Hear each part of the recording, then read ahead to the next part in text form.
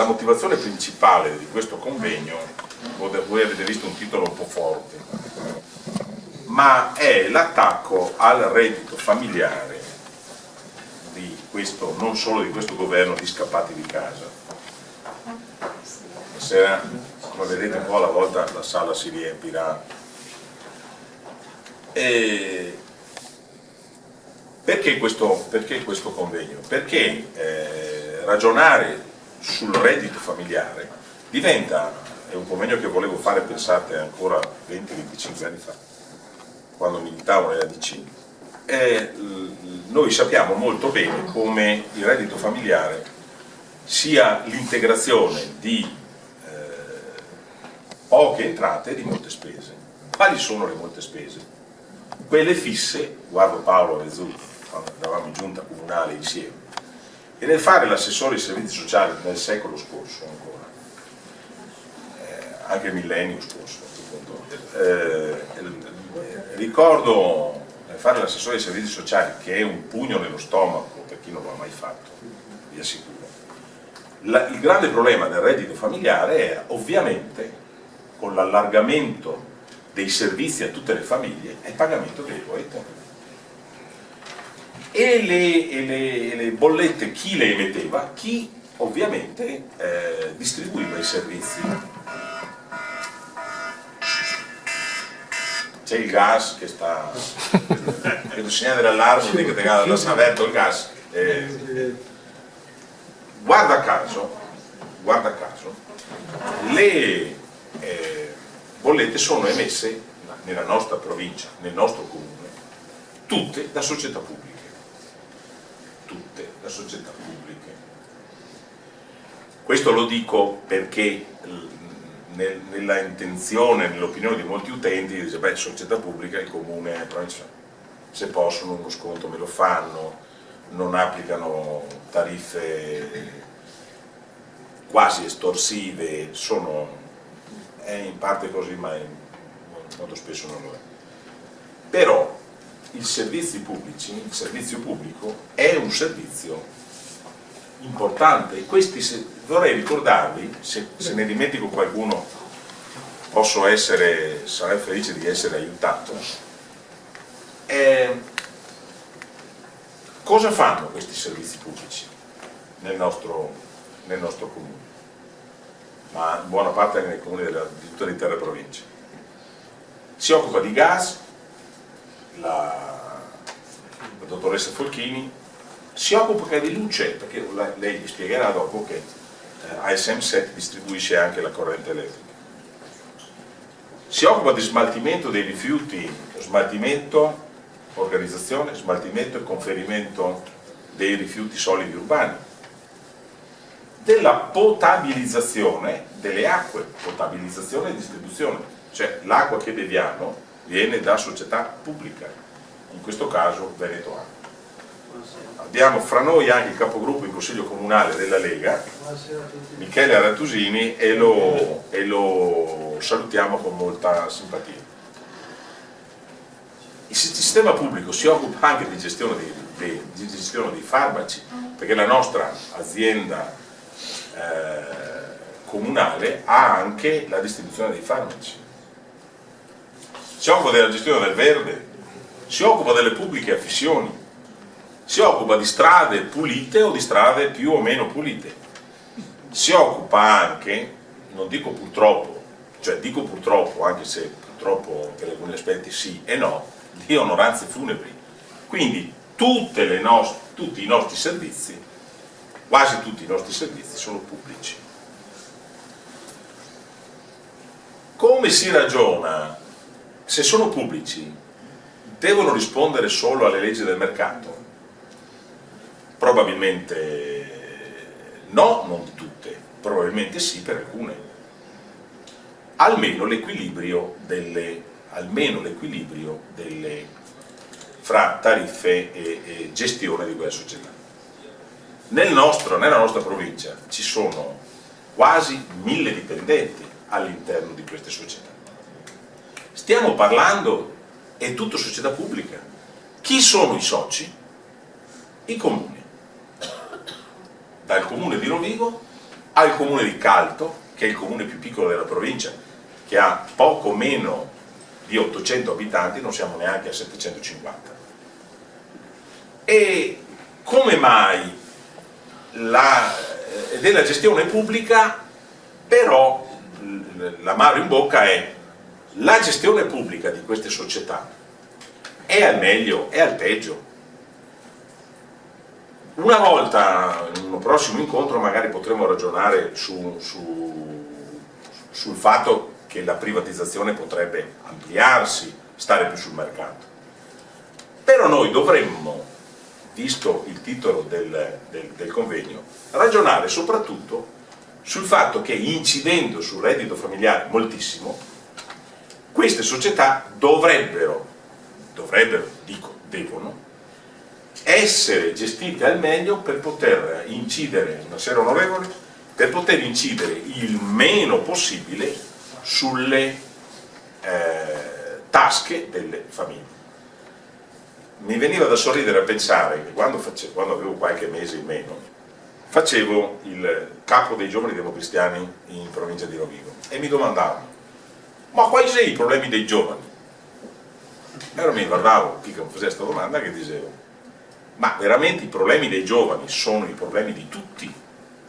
Perché il problema dell'occupazione è ovviamente un problema non solo del giovane, ma anche della sua famiglia. Il problema della scuola è ovviamente un problema non solo del giovane, ma anche della sua famiglia. Quindi i problemi del movimento giovanile sono i problemi della società intera. I problemi dei senior sono esattamente la stessa cosa. Familiari, nel caso della gestione del reddito familiare, assolutamente. Magari adesso i cosiddetti nonni, io non solo non ho nipoti, non ho neanche figli, per cui, ma chi li ha il problema del reddito, del lavoro, e quindi i problemi di cui ci occuperemo in futuro, sapete che questa è una provincia che di problemi tanti ne ha. Il reddito familiare, abbiamo voluto parlarne il reddito familiare ha un'incidenza significativa nell'ambito delle società pubbliche ed è un elemento sul quale la politica, i consiglieri comunali, i sindaci, gli assessori in parte possono incidere attraverso politiche di contenimento, attraverso politiche. È quindi ragionevole che ne parli una forza politica, che metterci a parlare dei problemi di un'azienda privata su cui incidi ben poco è un po' velleitario e forse anche fuorviante. Quindi gestione pubblica, massimo contenimento, ragionevolezza e trasparenza, in una società pubblica ancora di più. Politiche non solo di contenimento ma anche di miglioramento dei servizi, e molto si ragiona sulla dimensione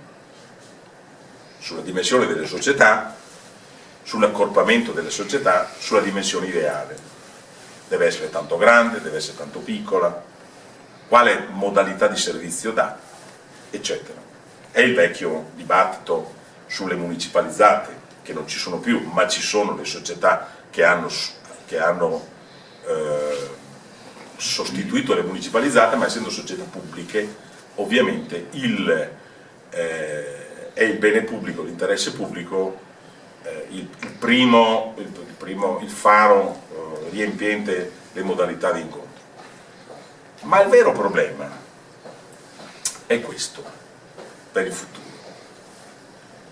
Dopo a lui glielo spiego perché è uscito da una telefonata. Il vero problema è questo. Tutti noi siamo stati, immagino anche lei,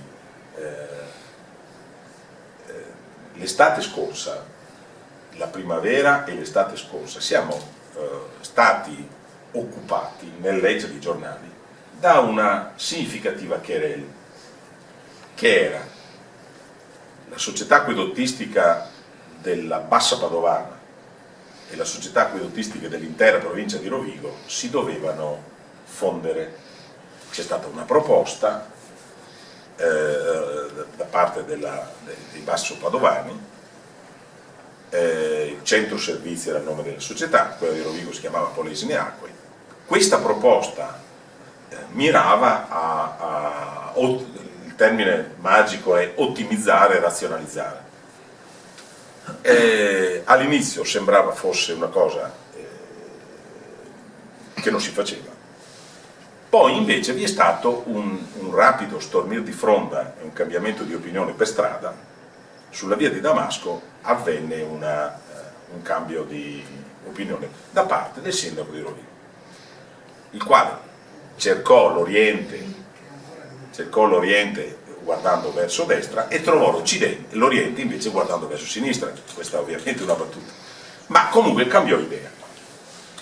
Adesso vi è una società che onestamente funziona benissimo, è una società fra l'altro retta dal commissario provinciale di Forza Italia di Rovigo, che è l'onorevole Pier Giorgio Cortellazzo, società pubblica che contiene tutti i comuni soci della Bassa Padovana e tutti i comuni soci dell'intera provincia di Rovigo. Ma la cosa che non viene, adesso faccio una domanda a voce alta. Uno dei ragionamenti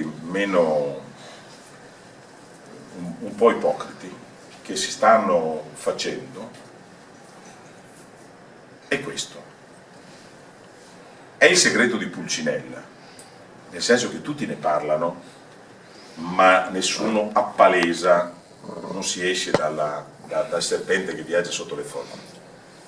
Però da tempo, nei corridoi, nei chiacchiericci, si parla della necessità o della probabile necessità di ragionare sulla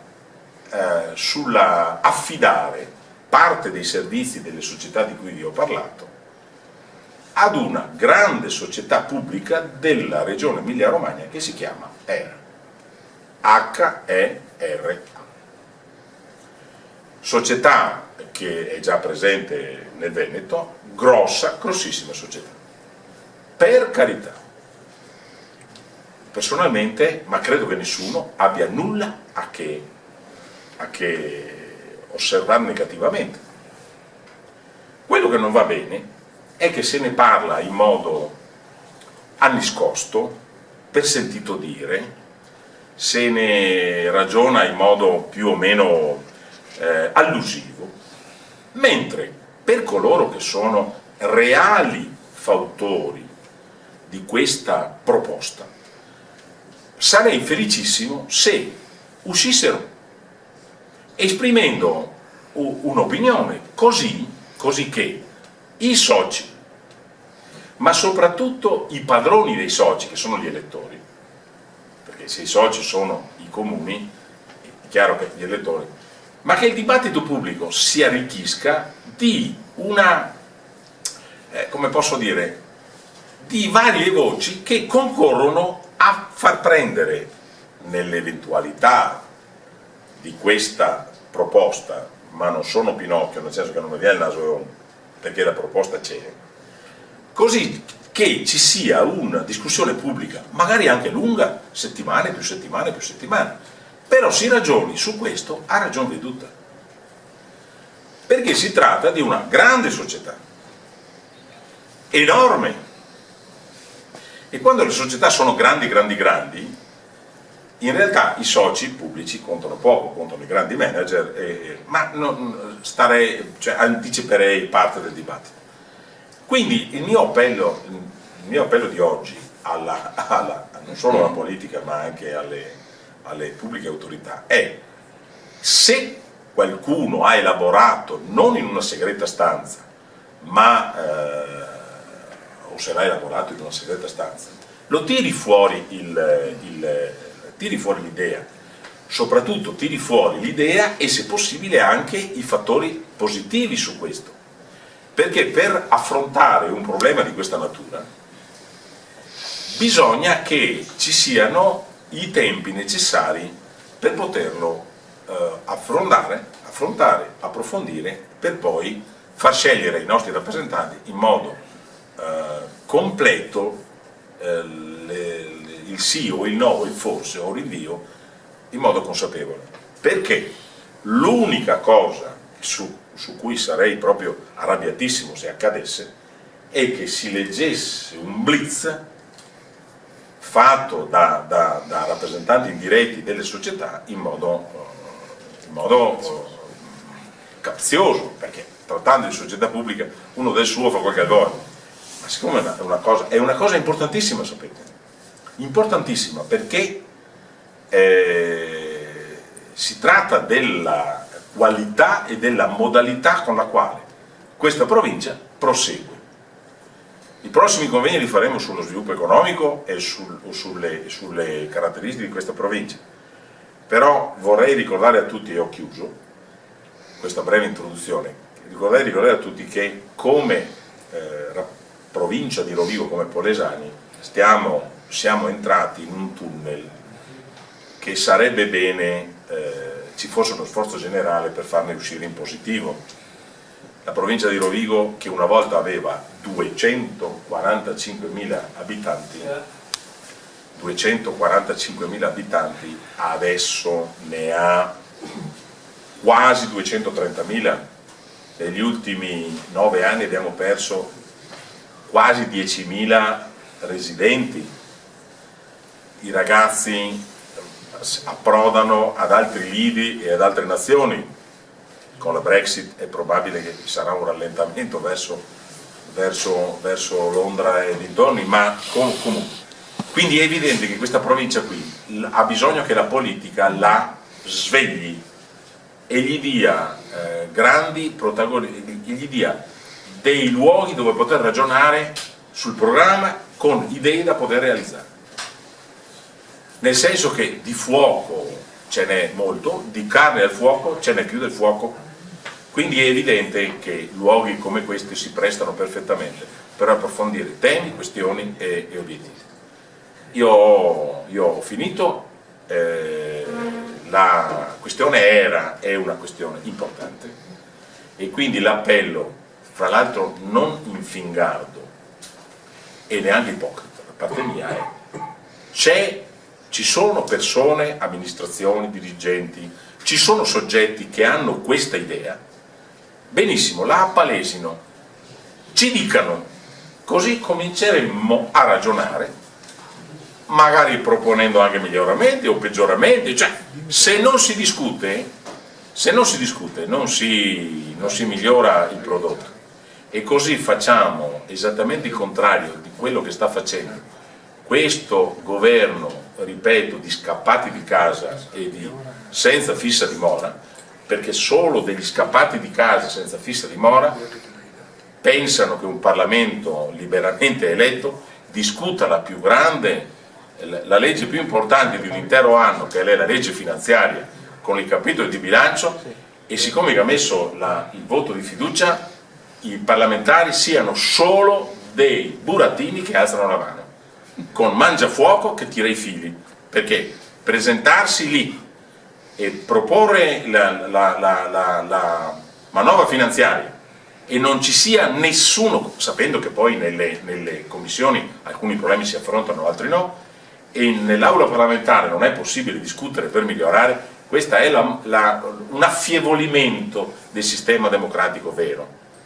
In più la Presidenza del Senato, par fortuna, e ha anche tolto qualche emendamento che era stato improvvidamente approvato dalle commissioni, e quindi almeno oggi possiamo dire che sicuramente l'onorevole Presidente Padovana, la nostra amica Casellati, ci ha impedito di diventare, almeno per ora, uno Stato spacciatore, perché altrimenti, cari amici, avremmo dovuto guardarci in giro e dire fino a 0,5 non è reato, oltre 0,5 diventa reato, quindi uno va in giro con il bilancino in mano. Mentre almeno la nostra generazione è cresciuta, ma non mi pare che le altre siano diverse. Il principio comunque è sempre lo stesso. Drogarsi, sì, fa male e guardate, io ho fatto i primi convegni sulla droga all'inizio, a metà degli anni 70, e un principio era uguale da parte di ogni relatore. Per arrivare, c'era la famosa distinzione, droga leggera e droga pesante. La droga leggera fa quasi niente, la droga pesante fa molto male. Bene, come si arriva alla droga pesante? Partendo da quella leggera. Si arriva a quella leggera partendo da niente, però se tu arrivi a quella pesante, arrivi solo da quella leggera. E nessuno è mai partito arrivando a quella pesante subito, nessuno. Quindi era chiaro il sillogismo: per arrivare a quella pesante passi per quella leggera. E se uno Stato fa questo qua, fa queste cose, evidentemente è uno Stato che ha qualche buco, ma sono sempre quegli scappati di casa dei 5 Stelle che hanno portato l'approvazione nelle nostre commissioni. Grazie per la vostra attenzione e soprattutto grazie per la vostra presenza.